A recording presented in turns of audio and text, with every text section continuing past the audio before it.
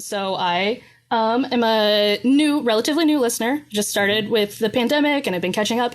And I noticed that you and Gorley sort of throw out little history tidbits from time to time. And I really enjoy it. I think this is one of the only podcasts where when I'm done listening it, I have to go Google the references of what you've mentioned. Right. Doing that a lot. And so my question was, if you were to start your own history museum, what kind of exhibits or artifacts would you like to feature or have it be based around? Wow. That's a really good question. I'm going to say 19th century American. That's probably what I'm most interested in. Civil War era, late 19th century. It's such a kooky time. There's just so many. So there's Civil War stuff you can have in the museum, but also it was a time when people were creating these, utopian, and I put that in quotes, societies that where everyone was having sex with each other, these kooky societies in upstate New York. What? Yeah. Right. Yeah. I'm not kidding. And there's just filled with, America was just filled with con artists and weirdos and freaks. And not that we aren't now, but the 19th century, such a fascinating time to me in America. So that's, I think, what I would focus on.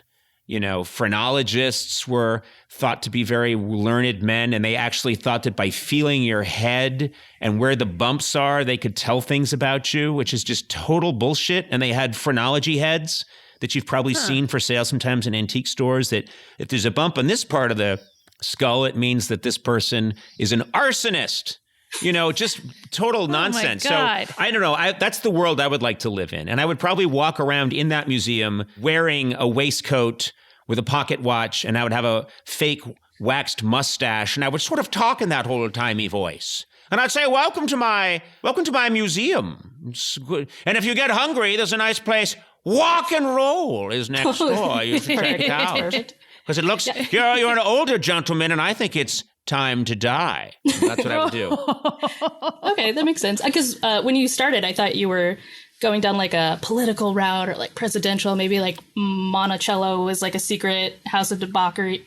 Sorry, I can't talk. Yeah. But Monticello is pretty cool. Like, And there was, there was some, I don't know, debauchery is the word, but Monticello is kind of a fascinating place. Jefferson was an inventor. He was kind of a kooky inventor, and so his inventions are all over the place. And the first thing you see when you walk into Monticello is he had a clock that he didn't want to be rewinding it all the time, so it has a really long pendulum that goes through an opening in the floor and like down into a deep chamber so that it can last longer. And the weights go down that way too. It's really crazy. So yeah, interesting, but give me the 19th century. That's what I say. 19th century. Okay. What's that, Sona? Lots of I'm just curious about what these exhibits are going to look like, because you're making it sound really like cool and sexy, but like you're... Okay, let me say something that's going to differentiate my museum from other museums. I have a lot of connections in show business. So come to my museum and you're going to see celebrities there dressed as different historical characters. You know, I have a lot of pull with well-known people. And,